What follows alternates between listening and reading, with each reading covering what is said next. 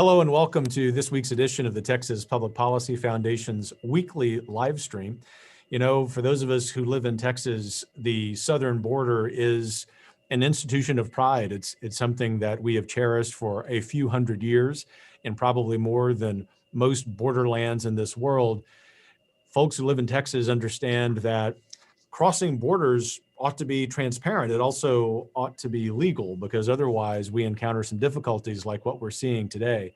Those of you tuning in from outside Texas might be wondering what in the world is going on with the US border with Mexico. We're going to cover that today, especially given the expertise of our three guests. If we haven't met, I'm Kevin Roberts, your host, also executive director of the foundation. You know, as I woke up this morning thinking about all of the issues facing America, and Lord knows it's a long list. The one that really is at the top of the list, not just for those of us who woke up today in Texas, but for all of us in the United States, is the absence of the rule of law, the absence of a transparent immigration system, especially at our southern border.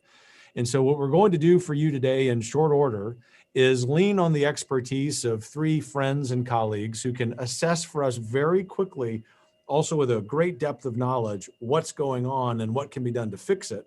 And then, of course, as we always do, we'll turn to your questions. So if you came into this live stream already with a burning question on your mind, you can already begin entering that question into the comments section of whatever stream you're watching this on. Let me introduce our guests. I'll introduce all three of them, and then we will turn to each of them in turn for a high-level assessment of the problem that we're seeing. Let me first say that for those of us at the foundation, and I think I could speak for almost all Texans, except for those on the extreme left who probably don't want a solution to this problem, we see the southern border, that is the border we share with the nation of Mexico, as not just some neutral entity, but as something that really informs who we are as Texans, who we are as Americans. I think we have proven for several centuries that people who look differently, who go to different churches, who speak different languages, don't just get along, but we can flourish in a civil society that starts with one thing, and that is the rule of law. It is therefore not just a legal problem that we have this border crisis. It is a social and cultural problem that victimizes not just those of us north of the border, but those of us who, with good reason, want to be Americans. I think it's incumbent upon us. In fact, it's a moral obligation that we have to get this right, not just for us, but also for them. And so, helping us unpack this problem and eventually, by the end of today's episode, get to some solutions are three friends. First of all, John Zadrozny. He's a fellow with the Rule of Law Defense Fund. As you will learn over the next hour, John has extensive experience as an attorney. He served the Trump administration capably, as well as having had several other roles throughout his career. We're real privileged to have John join us. We're also joined by our friend Alfonso Aguilar, president of the Latino Partnership for Conservative Principles, and also president of the International Human Rights Group. Alfonso is a longtime friend of the foundation here, and someone who is, as you will soon learn, articulate about solutions to this crisis. And finally, my very good friend and colleague, former Congressman John Hostettler of Indiana. John heads up our DC operations for the Texas Public Policy Foundation. So gentlemen, thank all of you for joining us. John Zadrozny, I'm going to turn to you first for this high-level question that we almost always ask our guests each week, and that is, give us the 30,000-foot assessment of this problem for audience members who know there's an issue, but maybe haven't had a whole lot of time to delve into specifics. Thank you, Kevin, very much for having me today. And sure, I'd love to. There are quite a few different approaches you could take for discussing this issue, and there are a lot of things to cover. I think the one thing I'd focus on, I want people to think about, it's very important, is that what we're seeing at the border is not the result of some sort of incompetence or bumbling. I think this is very important for us to understand, because it's not only important for us to understand what's happening, but it gives you an idea of how to solve it. I think when people look at things like this, they tend to think, oh, the Biden administration is just not handling this well. They're making some mistakes. They don't understand what's going on. This is by design. They are trying to encourage thousands upon thousands, maybe many, many more over the next few weeks and months to come here, because I think the left's end goal ultimately is an amnesty. and they're trying to drive people. They've used excuses and they've said things like, well, these people are unsafe and their countries are violent. And some of that doesn't stand up when you look at what some of their leaders are saying and what their leaders are trying to do. But I just think it's very important for us to keep in focus that this is something that the Biden administration wants. It wants tens of thousands, hundreds of thousands of people to come here from other countries so they have a critical mass for an amnesty in the future. What to do about it? It's a very tough question. That's partly why we're here today, and we'll be talking going forward. I think one thing that this is an opportunity for states and localities to realize that they have a tremendous amount of power here. I think we have a bad habit, especially as Republicans, of looking at government. And even though we all claim to be small government people, we all look to Washington to solve problems. And that's just probably not the best solution. And it's not going to do us any good for the next 3.5 years. So there are a lot of things based on what we've seen over the last few years that we can start looking to states and localities to try and handle, and got a lot of work to do. So I'll leave it at that, Kevin. Yeah, thank you. You've set the table well already, particularly given one thing we'll focus on, which is what states can do. Obviously, we'll be encouraging Texas, as we already have, to be even more courageous than it's been. But this is something that all states on this issue really need to be thinking about. But before stealing anyone's thunder, let me move on to Alfonso. What would you add to John Zadrozny's 30,000-foot assessment of why we are where we are regarding the border crisis?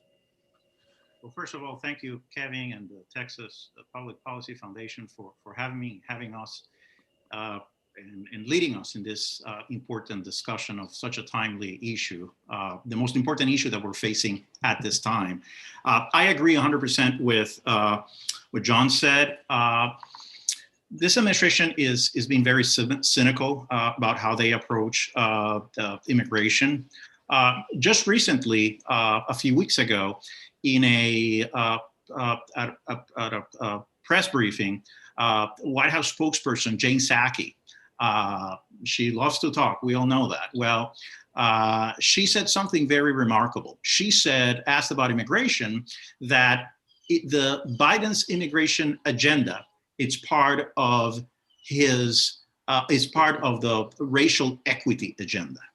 Now, that statement to me is quite remarkable.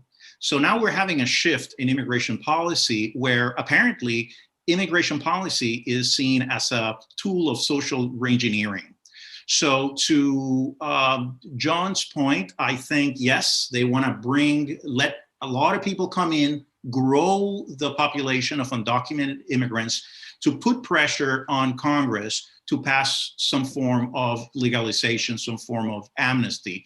But I think it goes beyond that. It goes, it's about changing, using immigration, as I've said, as a tool of social reengineering to change dramatically the demographics of the country, hoping at the same time that you change the politics of the country. This is very cynical. But you have now the administration saying it. When you think of racial equity, and we know what that means in terms of their domestic agenda, but in talking about immigration, why would you say that immigration is part of your racial equity agenda? And I think they are using this as a tool of social reengineering, and it's troublesome because they're not taking into account, they keep saying that they want to make the system more moral, more humanitarian. But the reality is that by dismantling the common sense policies that the Trump administration put forth to ensure border security, they are fostering this corridor of criminality, of illegality from Central America to the southern border, where people are making this very dangerous trip to the southern border. And if you look at some of the statistics, I mean, there's a consensus among experts that women and girls are widely victims of sexual violence. And there are different studies. Some studies show that as much as 60% of children and of women and girls could be victims of sexual violence. There's even one study that says that up to 80%. But even if it was just 20%, that's a huge number of people being abused. So they're creating this environment, encouraging people to make this trip that is very dangerous, where they're risking their lives, and there's nothing human or moral about it. So if thanks, Alfonso. So if it is the case, and I've got no evidence to suggest otherwise, that a very high percentage of the women who are coming across are abused in every meaning of that term. And as you and John Zadrozny have laid out persuasively, it is the intention of the administration and their allies in Congress to create this crisis. Then the moral problem here is not on those of us who are trying to protect the rule of law. It's not on those of us who are trying to protect American interests, which would include immigrants coming over legally. The moral problem is on those very people who are talking about America needing to be more open, to the point of having open borders. And I think for those of us who are frustrated by the rhetoric on this issue, especially the rhetoric coming from DC, we always need to be mindful. This is some advice for our audience members. We always need to be mindful not to accept the narrative that the White House and the allies in Congress are producing.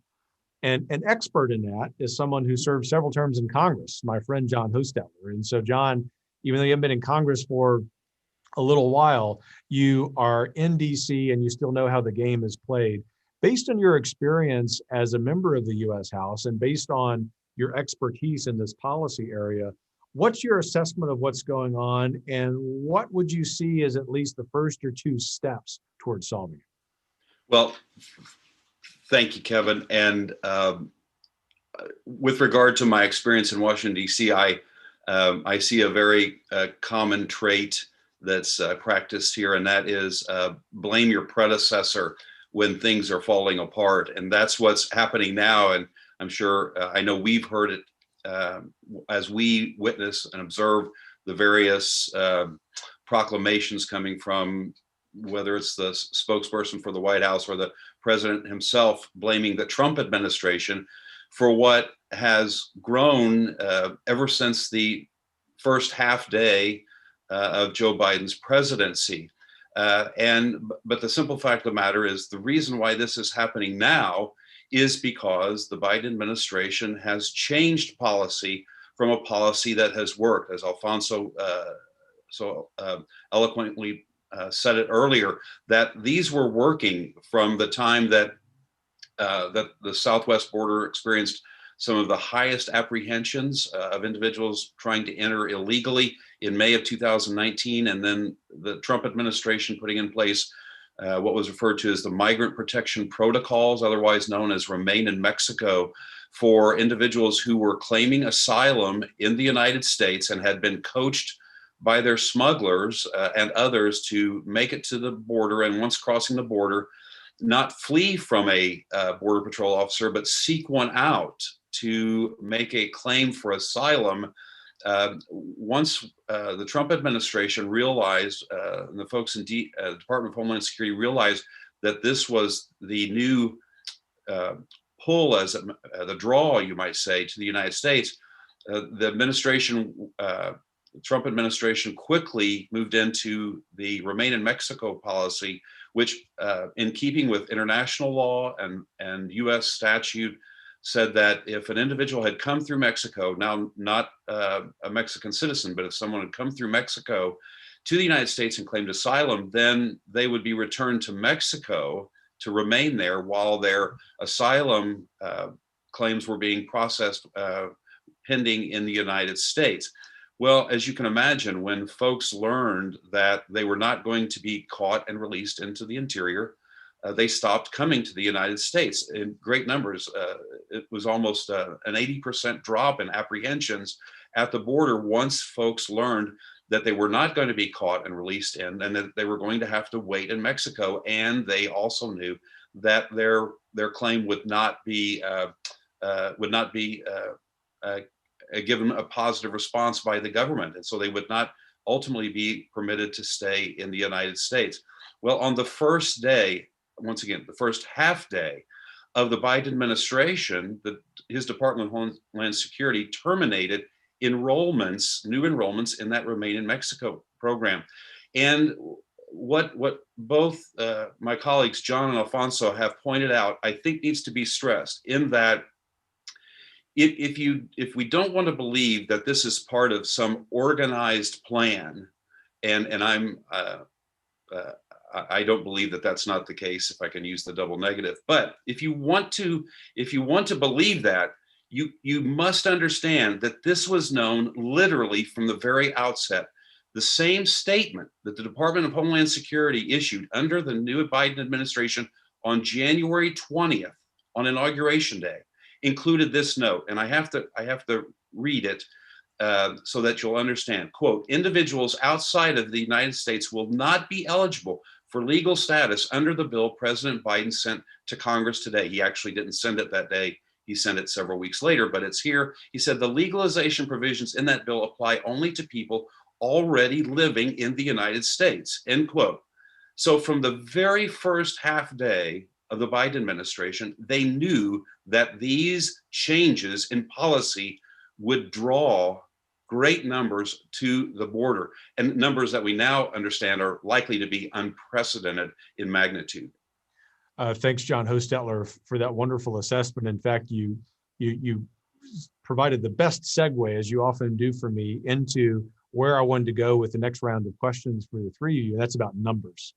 I think that I can speak for a lot of people who are observing the news on this issue that it's relatively easy to get lost in the numbers. So I'm going to ask each of you for a different aspect on the numbers. And John Zadrozny, I'm going to come to you first for some overall numbers. But let me just say that a media outlet, Axios.com, not known for being conservative, has begun in the last few days to be softly critical of what they are observing to be, I don't think they use the word hypocrisy, but some different statements, some conflicting statements about the Biden administration regarding the border crisis. One example before I turn to you, John Zadrozny, and that is looking at the numbers of unaccompanied children crossing the border. The record in 1 month up until this year was 11,475 unaccompanied children in May of 2019. We're now expecting those numbers to be more than twice that, perhaps by September of 2021, as high as 26,000. The Biden administration's been all over the map in projecting those numbers. And so with that framing, John Zadrozny, I want to ask you, what are the overall numbers of illegal immigrants that we can expect to be crossing the border between now and the end of the summer? Kevin, that's a great question. In terms of exact numbers, I think we're going to see, we already have seen an unprecedented volume. I think it's a testament to how subtle things can drive population movement. I remember in the beginning of the Trump administration, when the president's rhetoric on the campaign trail leading up to his election and then up to inauguration, the border was super quiet. And so it took a couple months, and because we were having trouble getting some things rolling, then the numbers started to tick up, and then they got pretty high, and then we had to swing into action, and the numbers went down again. This is a short way of describing how just the subtlest things can drive those numbers up. What you mentioned, the UAC issue is very important, and I wanted to talk about this because we worked on this in the last year, and we ran into some major problems with it. I can tell the viewers that until we really were able to dig into this in 2020, the agency that was responsible for making sure that UACs were unaccompanied alien children were taken care of, it was very apparent to us that there was no interest in these children's safety. I'm not 100% prepared to say that people were okay with human trafficking, but the net result of it was that we were essentially, with federal resources, by the way, the federal resources were being used to place children with people of questionable backgrounds. And we were trying our damnedest to prevent that from happening, and we made some success. I'm sure the Biden administration has unraveled it pretty much entirely, but we were literally having bureaucrats tell us, well, it's not really, we can't ask too many questions about these people's background or fitness to be sponsors because that'll slow down their release time. And when you got into it, really what you figured out was what really mattered to the bureaucrats was how quickly you can get a kid out the door. Yep. It was tragic in the sense that we know from working with ICE and a couple of other agencies that thousands of children disappeared. They flat out disappeared. So while I'm not 100% comfortable saying that everyone in the federal bureaucracy who worked on this issue was okay with human trafficking, you do the math. There was no interest in asking important questions about who was receiving these children, and every time you did, you got pushback on money. One other thing, Kevin, I don't want to wander too far, but it's important. In the UAC population, this would be a big enough problem if we just had actual, honest to God, innocent children for whom we needed to care. Problem is that we are being played by MS-13 and other transnational gangs. MS-13 has they figured out that they can walk up to a Border Patrol agent or an OFO officer at a port of entry and say, I'm 17 and I'm an unaccompanied minor. Now, with all due respect to the vast majority of Border Patrol agents and OFO agents, DHS essentially told them to do very little due diligence. So in other words, if someone walks up to you and they've got 25 tattoos on their face and a 5 o'clock shadow when they say, I'm a 17-year-old UAC, DHS had previously instructed them, just send them to ORR. Now that's a problem even if they're minors, which means we're sending minor MS-13 members into facilities. You can handle that with segregation and law enforcement involvement. They were sending adults. And when you tried to ask questions about this, DHS said, well, it's not our job. We give them to ORR. We have to get rid of them. So not only do you have like thousands of children possibly being deposited into the hands of traffickers because of lax enforcement, but you literally also have MS-13 gang members on federal dime, having a year plus to eat, be housed, recruit other kids who weren't in gangs in the first place, and then be released into the general population. So I fear when we're talking about UAC numbers skyrocketing, at one point, believe it or not, last year, we had that number under 1,000. And people were actually upset because they were concerned that there were too few people in custody, as if that was a problem. That just meant we were actually doing our job. Now it's the opposite. Now you're going to have tens of thousands of kids being handed to God knows who. It's a big problem. No, I mentioned to several friends over the weekend who were calling or texting and asking, Kevin, given the research of the scholars and friends like y'all outside TPPF, what's the scale of this? I said, it's actually impossible to comprehend. And part of it is just the difficulty of getting numbers, but also we wouldn't want to be engaged in hyperbole anyway, because we're dealing with human lives south and north of the border, but it's almost impossible to exaggerate the scope and scale of what's happening at the southern border. Just ask elected officials of both political parties in cities and counties along the border, and for that matter in Dallas, where we're beginning to house some of these teenage boys.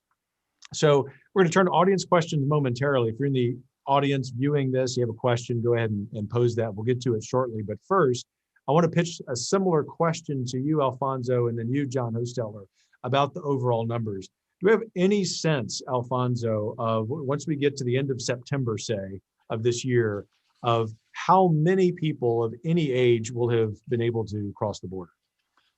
Well, yes, by the own admission of the Secretary of Homeland Security, Alejandro Mayorkas, if migration levels continue as they are right now at this pace, we may end up this year with the largest number of people arriving at the border in over 20 years.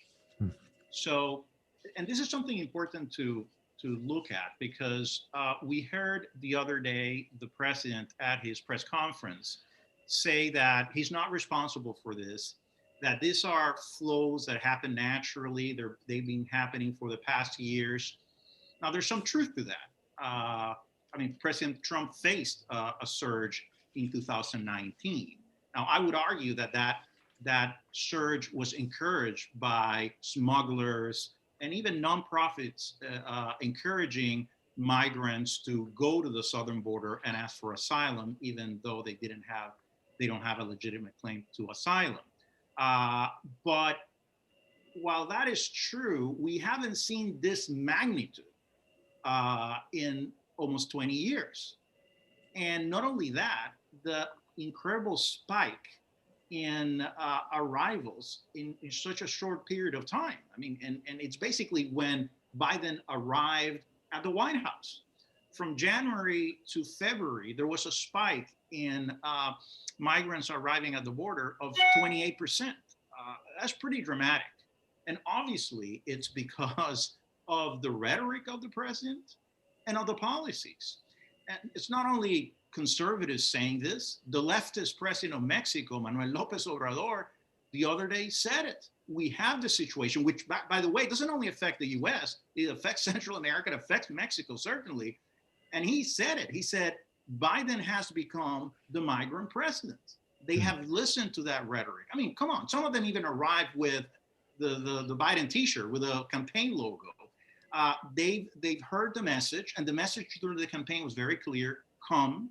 And then when he arrives, the first thing that he does is to dismantle remaining Mexico.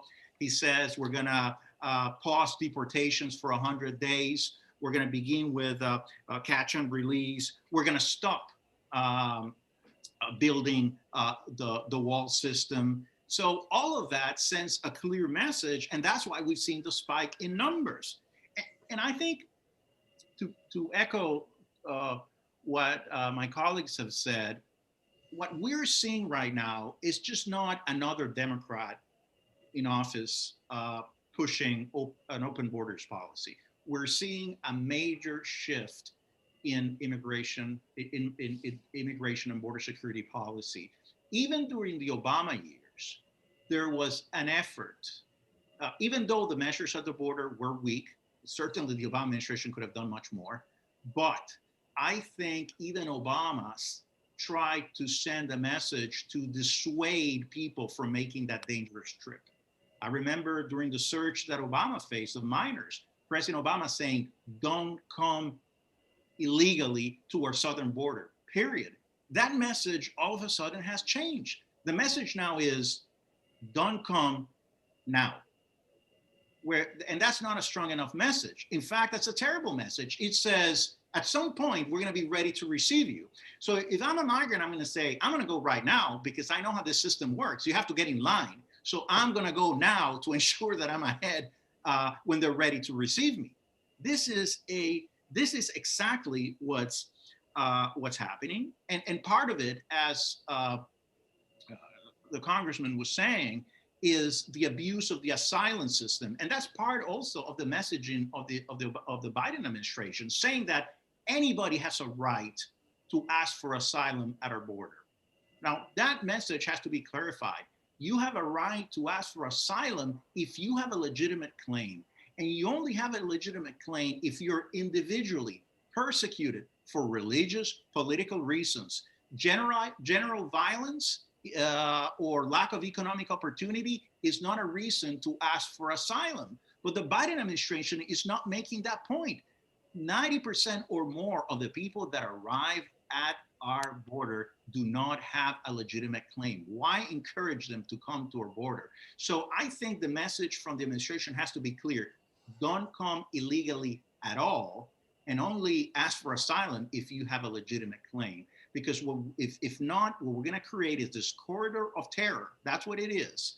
And going to John's point of child trafficking, we're creating the massive. It was Cardinal Robert Sarah, an African cardinal who knows migration very well, because many Africans go north to North Africa to cross the Mediterranean to go into Italy. And he has called massive migration a new form of slavery. And it is, because we're seeing children being abducted. Massive migration facilitates the trafficking of children for the sex trade, for prostitution, for pornography. And as John was very well saying, because of the Flores Agreement, once they're detained and they're so overwhelmed, they have to let them go. And if somebody shows up, an adult, and says, I'm a relative, they're not gonna do a lot of research. They're gonna release that child, and they may be releasing US government officials, a child, to traffickers, even if they don't wanna do it, but that's happening. This is a travesty. It is a travesty. Thanks, Alfonso, for that thorough response. So John Hostettler, I'm gonna pitch to you the first audience question, because we have a lot of questions that you guys have provoked, which is great. And so, Congressman, this question from the audience, I guess, is leaning on your experience having been a member of Congress. And it is, what should Congress be doing to fix this crisis? Well, that's a great question, because unfortunately, Congress, at least in the House to this point, has done the opposite, and that is it has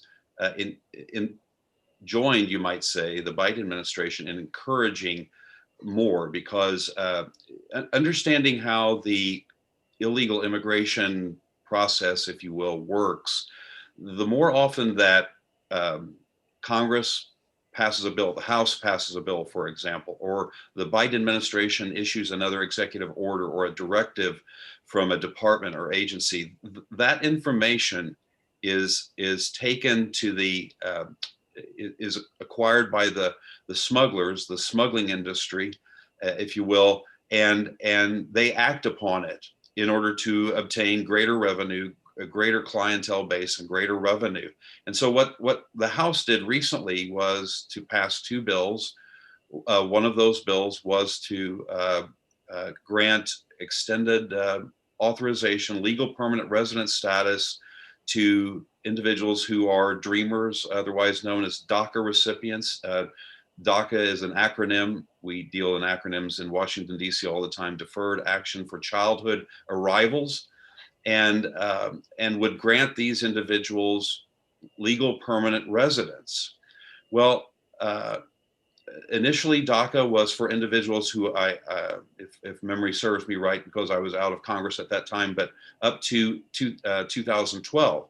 The Biden administration would like to extend those numbers for children who were brought here by their parents and have been enrolled in DACA to 2017. Well, you can just imagine if you it doesn't take a lot of imagination, I guess I should say, to see that the tens of thousands, possibly likely hundreds of thousands of children making their way across the border, and Congress wanting to extend these DACA enrollments to include the young people that are there now. Now, the legislation that the House passed does not do that. But a point that was made by a former colleague of mine in a call that when we were talking about previous immigration legislation passed in 1986, the Immigration Reform and Control Act, I wasn't here then, he was, and he just reminded me that they were initially told that 300,000 individuals would be eligible for the amnesty in that bill in IRCA 1986, 300,000. Ultimately, over 3 million were processed through that. So you can just imagine that with that type of precedent, we're talking about massive, more people being given legal status as a result of this legislation that was passed by the House recently. Now, it's likely not going to pass the Senate, but we don't know that.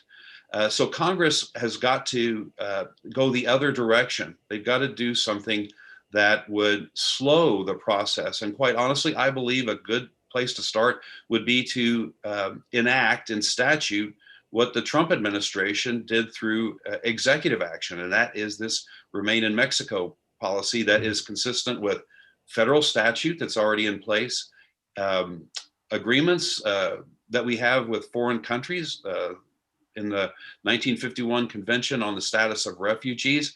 It's all consistent with law and with principles that the United States has been a party to for decades. And they need to go in that direction in order to if nothing else, and this is, as a grandfather with grandchildren, it just breaks our heart to know for certain that tens of thousands, I don't think that's being hyperbolic, tens of thousands of children and women and girls are going to be trafficked when they come into the United States, because that's just the nature. And you've heard from guests that are much more expert on this than I am, but we know that this is proportional.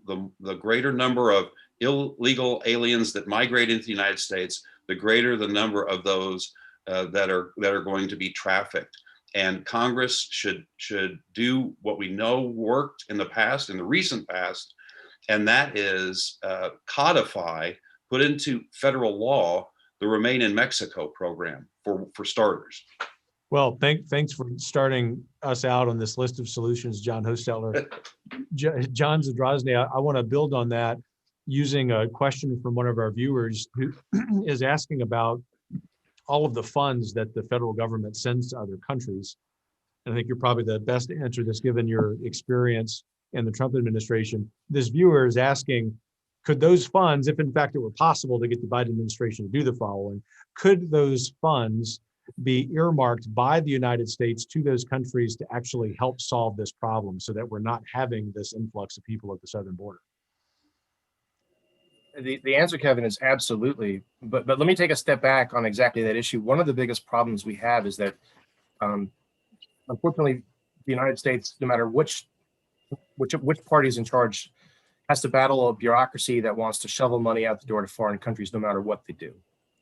So the previous administration, the Trump administration, was the first one that actually said, well, look, in a long time, that said, look, we've got this money in foreign assistance. We're happy to share it with you, but we need what you're doing to not counter our national interests. And we were able to extend that message to the Northern Triangle countries, Mexico and other countries as well. But there's a deeper problem, which is that unfortunately, it's very paternalistic and it's very frustrating. Instead of looking at these countries as neighbors, partners, and friends, with who we could help have 21st century economies and be our friends in the world, we're looking at them as these poor third world countries that need a handout from the United States that's going to stop the problem. The only thing that's going to stop the problem is these three countries, Guatemala, El Salvador, and Honduras, becoming modern 21st century economies that need their own workforce, where they're competing with other countries for have people come into their country to work. It's not, it's not just a matter of they need money for a bridge, they need money for a dam, they're poor. They're not. They're growing. They're increasingly proud of being a 21st century economy. We should be fueling that and working with that. I think the worst thing we could do is treat this as sort of a global welfare situation. One quick story, which I think sort of hammers home the changes that happened over the course of the Trump administration. In 2017, I had the privilege with some colleagues of meeting with the Salvadoran foreign minister. He's a very nice gentleman who came to talk to us in the White House about a bunch of different things. But one of the things he basically said to us was, don't end temporary protected status, TPS, for the Salvadoran nationals in the United States. They had come here many years ago because we granted TPS to Salvadorans who were here when a disaster struck their country. He basically argued, don't end it because our economy depends on the remittances we get from the Salvadoran nationals who live in the United States. It was a very sad meeting because I remember thinking this gentleman was basically saying, don't send my countrymen home. Don't let them come home. We need the money they get from working here. Fast forward to 2020, we had quite a bit of engagement about economic growth in El Salvador. They were very proud to be in a good position. There's a point of pride of being a modern economy and growing and having your people have what they need to survive and be a strong nation. They were getting there, and they had moved away from these lobbying for the remittances, and they were trying to grow their economy. So I think we made great strides. I think it's going to be disastrous if we go back to this mold of paternalistic third world global welfare. We have to get these countries into the 21st century economy yesterday. Yeah, that's right. Otherwise, the next decades will be facing similar situations. Thanks for the expertise that you bring to the table there, John. So, Alfonso, next question for you, and it's going to be two questions in one, if you don't mind. One question from one of our viewers, which is, what steps should states like Texas take to handle this crisis? But I think it would be naturally paired with something you and I have talked about recently, and that is this concept of circular migration, which I think is part of the solution as well. So put those questions in one. What should states like Texas be doing? And how can we get to what I think all of us would agree would be at least a large part of the solution, which is this historic mindset of circular migration? Well, to be fair, the states can do something at the border, but it's limited. At the end, it is a responsibility of the federal government to ensure the security of the border, to get operational control of the border. So I think Governor Abbott has been looking to a number of things that could be done, from somehow activating National Guard. But again, it's very limited to what the states can do. And it's unfair on the states because immigration doesn't happen at the federal level. It happens at the state level. And you're seeing, large numbers of migrants arriving at towns at the southern border, left there by CBP, and now they're being flown to different parts of the country. So without states being asked. So it puts states at a disadvantage. This is not the federal government collaborating or communicating with the states. This is very bad policy, and I think it's very incompetent, and it puts the states in a very tough position because really they're very limited in what they can do. Look, I think in terms of looking at the future, I think we need new thinking. I think Texas is in a unique position to lead the dialogue in terms of what can we do to solve this problem, because it's a border state, because it has an active business and trade relationship with Mexico and Central America. So what I would say is, first and foremost, yes, we have to focus at ensuring operational control of the border. We have to dissuade people from making that very dangerous trip to the border. Send a message that it's just not worth it. So that should be the first aspect that we have to look at. And again, as the Congressman was saying, restating Remain in Mexico policy. What about continuing to build the wall system? In 2000, I served in the Bush administration. I was the chief of citizenship for 6 years. We were able to pass the Secure Fence Act, and that mandated 700 miles of double fencing along the southern border. Democrats supported that. Joe Biden voted for that. Barack Obama voted for that. So now all of a sudden they don't support that anymore. So going back to extending the wall system, because I don't know any border security expert that has told me that fencing doesn't work. It works. So let's go back to that. But once we have a border that is secure, then how do we, and we shut the door to illegal entry, and we stop this massive movements of people, how do we facilitate a legal flow of migrants that we need? The Trump administration, led by Jared Kushner, was looking at reforming the immigration system to make it more merit-based. Now, I'm one of those who thinks that perhaps we can achieve the same goal without necessarily doing it through immigration, meaning that we're going to bring people for them to stay here permanently. We may want to look at the Bracero program as a model where we allow circular migration. We allow people to come here to work when they're needed. Any new job should be offered to an American. But if we can't find American workers, companies should be able to bring in those workers. They work here, then they return to their home country, and then re-enter legally when they're needed. And the good thing about that is, for the U.S., these people are not going to stay here permanently or have access to entitlements. The sending countries are not going to lose valuable human capital.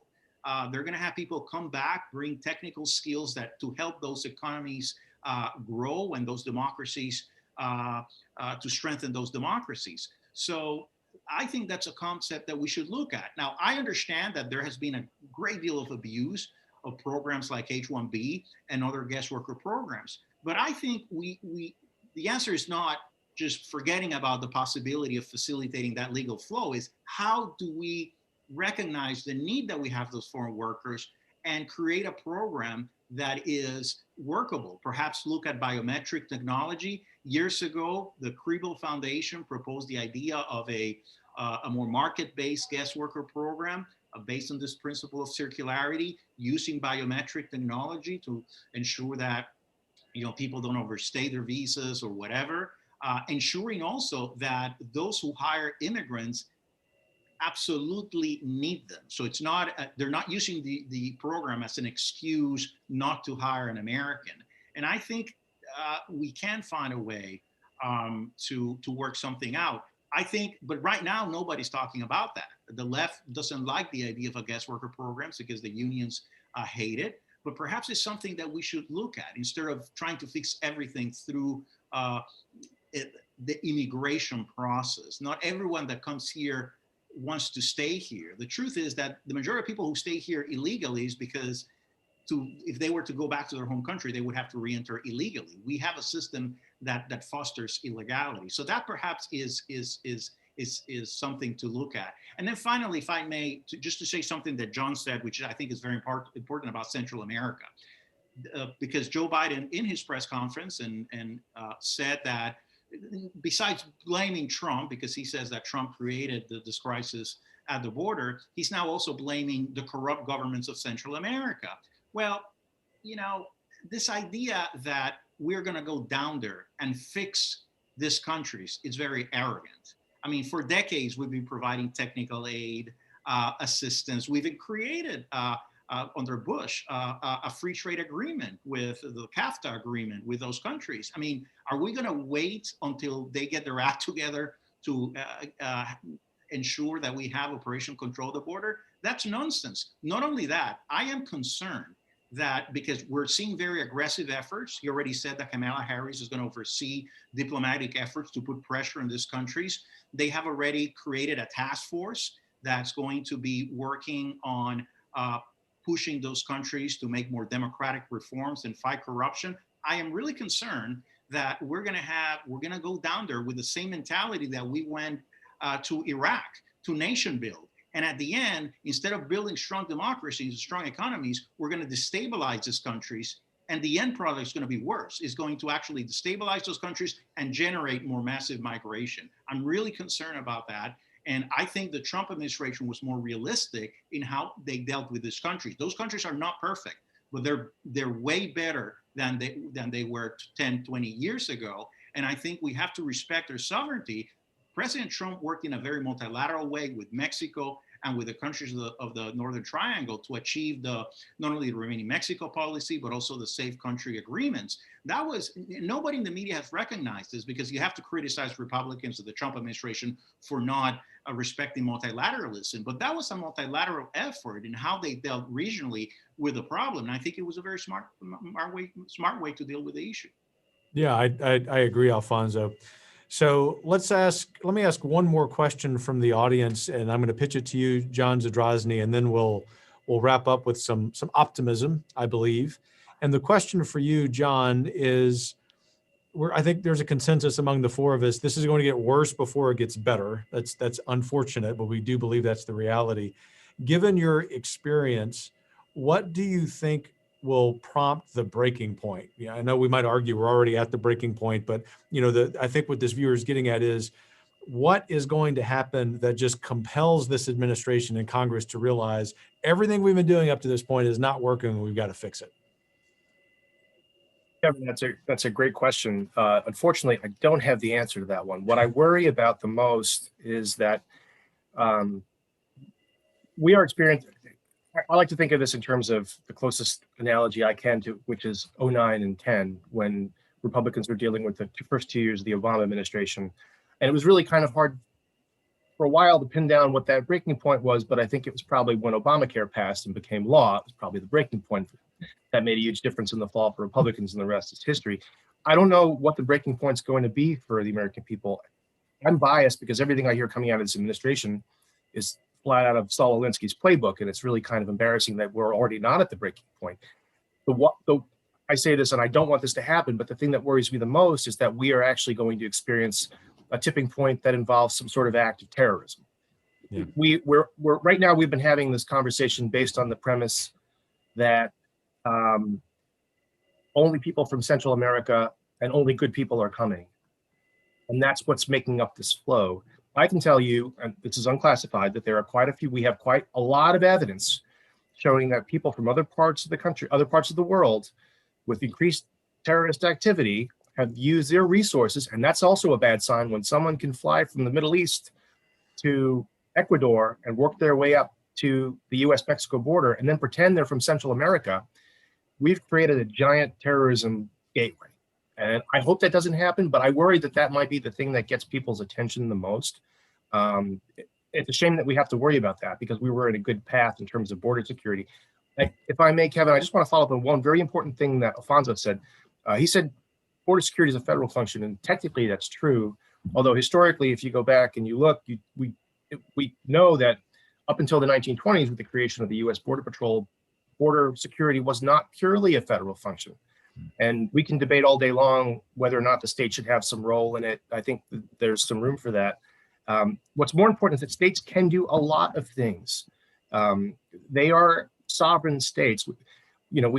This is a failure of public education in this country where we haven't reminded people that states are sovereign entities. They're not just subdivisions of a giant federal monstrosity. They are in control. And so in their spheres, they can do quite a bit.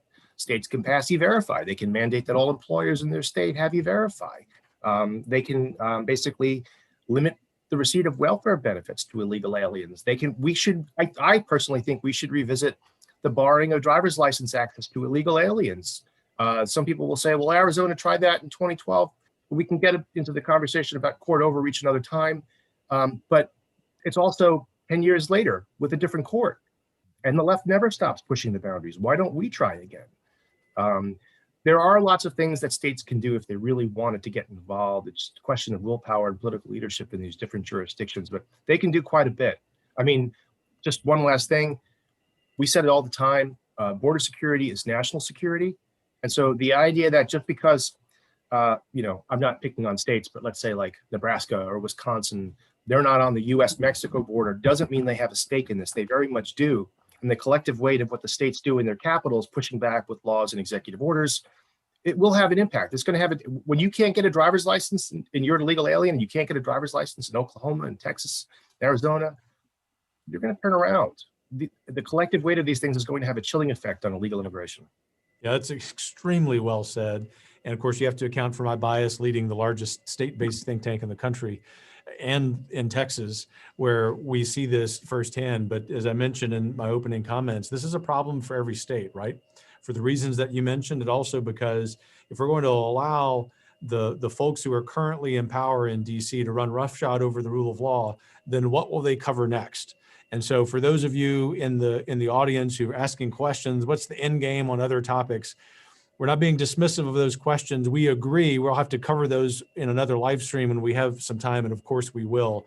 But to sum up what John Zadrozny and Alfonso and John Hostettler have said, basically now is the time for greater political courage to fight for federalism and to fight for states to do the right thing. They are not powerless in this by any stretch of the imagination.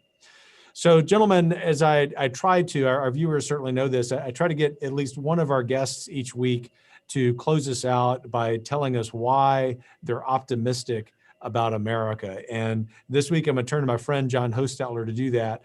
John, in spite of all of these challenges, in spite of a difficult conversation about a difficult reality just now, the border crisis, why did you wake up this morning optimistic about America's future? Well, I'll start with what I didn't wake up to, and that was the highly encouraging discussion that we had from our colleagues, John and Alfonso, because what they're talking about is exactly what needs to happen. And to kind of piggyback on that,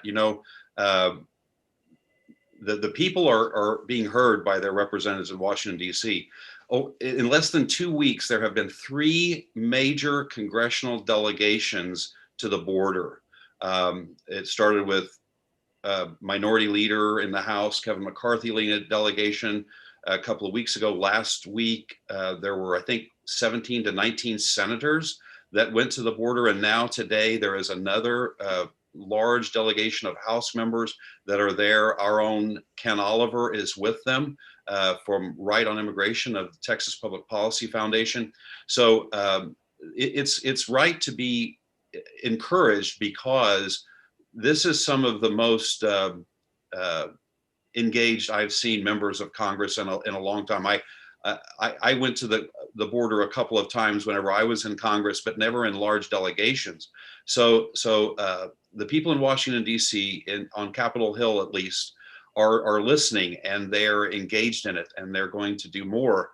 I think another point that gives me hope is that federalism isn't dead by a long shot.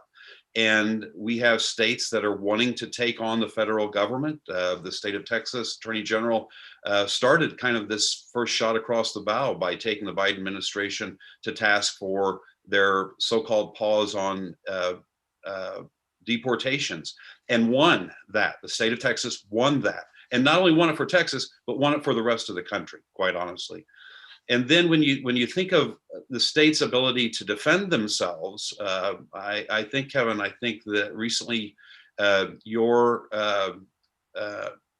op-ed piece in National Review talking about the state of Texas defending itself with a piece of infrastructure by continuing the construction of the wall with federal funds that are coming Texas' way, and the federal government is going to allow Texas the ability to expand infrastructure of all kinds. And we know, Kevin, as a result of your and my visit to the border early last year, that the wall is probably the most profound piece of infrastructure that the Border Patrol appreciates. It is a force multiplier, and it helps them do their job, do it humanely as well as effectively. So I'm uncharacteristically for me, very optimistic in this, because I see action happening on the state level. I see it happening on Capitol Hill, like a little bit more lack of denial from 1600 Pennsylvania Avenue. But if the rest of us push hard enough, I think we could even get that done too. Yeah, well said, my friend, former Congressman John Hostettler. Basically, if I were to write a headline of those wonderful comments, as well as the excellent points made by Alfonso Aguilar and John Zadrozny, it would be, do not give up the fight. What I can tell you from fighting the left for 25 years is that they expect us to concede. They expect us to give in. And one of the reasons we do what we do at the Texas Public Policy Foundation, the reasons John Zadrozny does what he does, the reasons Alfonso Aguilar does what he does, John Hostettler does what he does, is because we will never give up the fight. That's why I'm optimistic. I'm also optimistic because so many of you tune in and support our work. Please support the work of our friends John Zadrozny and Alfonso Aguilar as well. Gentlemen, I can't thank you enough for taking time out of your very busy schedules to join me today. Godspeed to you, and may all of you who've tuned in enjoy a wonderful, productive, fruitful, and peaceful 2021. Thank you.